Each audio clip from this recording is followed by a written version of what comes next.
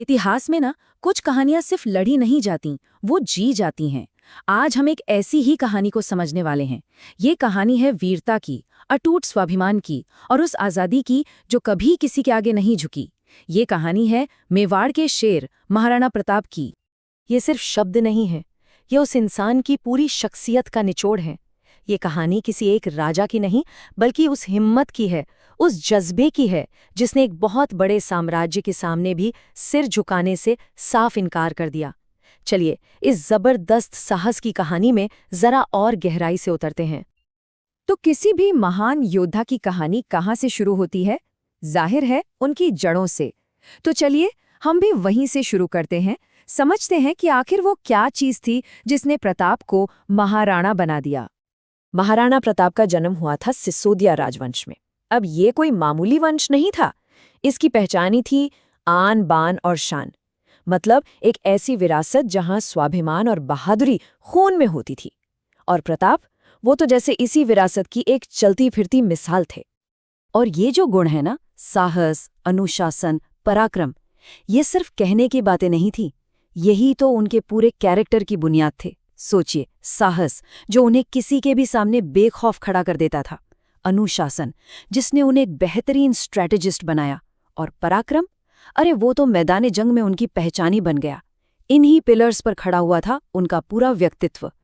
तो अब कहानी एक ऐसे मोड़ पर आ पहुंचती है जहां सिर्फ एक इंसान का फैसला पूरे साम्राज्य का भविष्य तय करने वाला था। ये वक्त था टकराव का, और प्रताप को एक ऐसा फैसला लेना था जो इतिहास में दर्ज होने वाला था। जरा उस दौर को समझिए।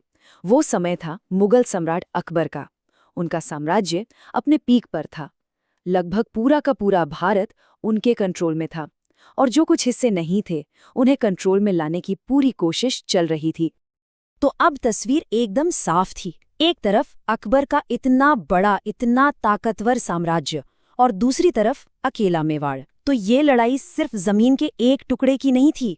नहीं, ये लड़ाई थी दो सोच की, दो सिद्धांतों की। एक तरफ थी गुलामी स्वीकार करने की सोच, और दूसरी तरफ अपनी आज़ादी के लिए मर मिटने का जज्बा। अकबर ने डिप्लोमेसी का हर पैंतरा आजमाया, मतलब संधियों की लाइन लगा दी, एक के बाद एक प्रस्ताव भेजे।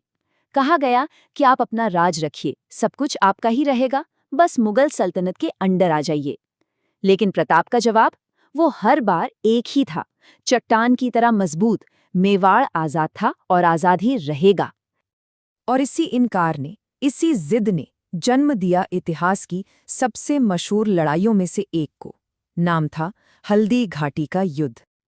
ये तारीख इतिहास के पन्नों में हमेशा के लिए छप गई। 18 जून 1576, वो दिन जब दो सोच, दो दुनियाएं जंग के मैदान में टकराने वाली थीं। अपनी सेना और अपने सबसे वफादार साथी चेतक के साथ महाराणा प्रताप मैदान में उतर चुके थे। ये कोई आम लड़ाई नहीं थी, नहीं, ये तो मेवाड़ के स्वाभिमान को बचाने का महासंग्राम था।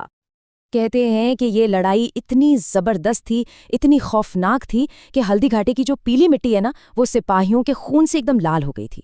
चारों तरफ बस तलवारों की खनक थी और बहादुरी की चीखें। और इसी भयंकर जंग के बीच वफादारी की एक ऐसी कहानी लिखी गई जो आज तक सुनाई जाती है। ये कहानी है चेतक के बलिदान की। हुआ ये कि जब महाराणा प्रताप दुश्मनों से चारों तरफ से घिर गए, तो उनका घायल घोड़ा चेतक, उसने अपने मालिक को बचाने के लिए एक बहुत बड़ी नदी को एक ही छलांग में पार कर लिया। प्रताप की जान तो बच गई, लेकिन चेतक नहीं बच पाया। वो शहीद हो गया, और उसकी ये वफादारी हमेशा के लिए अमर हो गई। हल्दी घाटी की लड़ाई तो चलो एक दिन में खत्म हो गई, लेकिन महाराणा प्रताप का संघर्ष वो खत्म नहीं हुआ था। असल में असली इम्तिहान तो अब शुरू हुआ था, एक ऐसी हिम्मत का इम्तिहान जो हार मानना जानती ही नहीं थी। देखिए, हल्दी घाटी के जंग का कोई साफ साफ नतीजा नहीं निकला, पर इसने महाराणा प्रताप के इरादे को और भी ज्यादा पक्का कर दिया था। हार तो उन्होंने मानी ही नहीं। उनका रास्ता अब और मुश्किल हो गया था, पर इरादा एकदम साफ था। उन्होंने महलों की जिंदगी, सारा ऐशो आराम सब छोड़ दिया और अरावली के जंगलों को अपना नया घर बना लिया, अपना नया वॉर जोन बना लिया। यहीं से उन्होंने शुरू की गुरिल्ला वॉरफेयर, यानी छापामार लड़ाई। अपनी छोटी सी सेना को फिर से तैयार किया और मुगलों पर छोटे छोटे लगातार हमले करके अपनी जमीन को छुड़ाने की जंग जारी रखी। इससे बड़ा सबूत और क्या हो सकता है उनकी जबरदस्त विल पावर का। तो सवाल ये उठता है कि महाराणा प्रताप की ये कहानी हमें सिखाती क्या है? मतलब उनकी लेगेसी, उनकी विरासत आज भी इतनी जरूरी क्यों है? महाराणा प्रताप की विरासत ना जीती हुई लड़ाइयों या जंग के मैदानों से कहीं कहीं ज्यादा बड़ी है। यह विरासत है उस हिम्मत की जो कभी टूटी नहीं। यह हमें सिखाती है कि आज़ादी के लिए पूरी जिंदगी भी लड़ी जा सकती है। ये एक सिंबल है नाइंसाफी के खिलाफ खड़े होने का, अपनी इज्जत के साथ जीने का। और यही वजह है कि वो आज भी भारत के गौरव का एक इतना बड़ा हिस्सा है। तो आखिर में एक योद्धा की विरासत हमें क्या सिखाती है? शायद यही कि असली जीत हथियारों से नहीं, इरादों से होती है।